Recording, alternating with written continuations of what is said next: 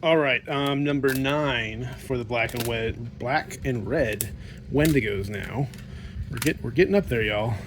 So again, all this is to do the gloss testing, and I'm gonna have plenty for that because I wanted 5 or 6.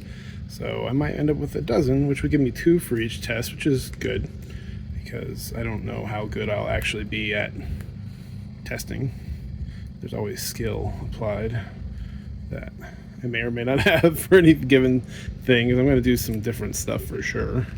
So we'll do a few more of these at least. We're trying to finish the resin here.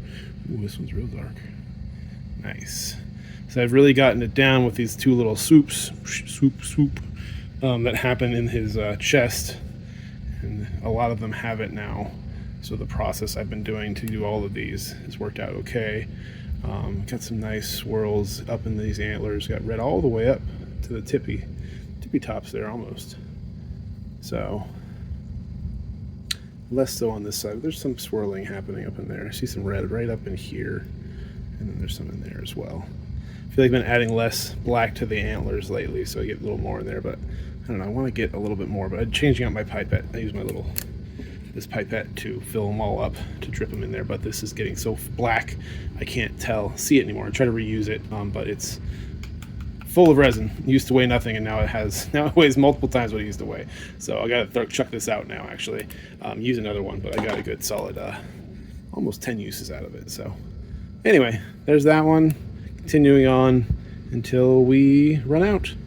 All right, thanks y'all. Bye.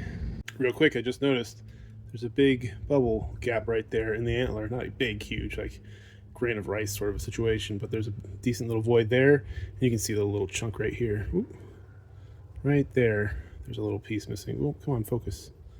You can kind of see it right there. There's a little chunk. And weirdly, I noticed when I came into the shop today, my pressure pot over here didn't have any pressure on it. So all the air leaked out of the whole system. So something happened. I'll inspect the seal around the lid. But that's what the point of the pressure pot is any air in here is supposed to compress. And if it lost enough pressure or didn't have enough pressure, that bubble got to be bigger than it was supposed to be. And that's likely what happened on this. So, bummer. Not a complete loss, but it'll be a second for sure. But still good for testing and interesting. So that hasn't happened to me that I remember, but happened this time. So always something. All right. Bye.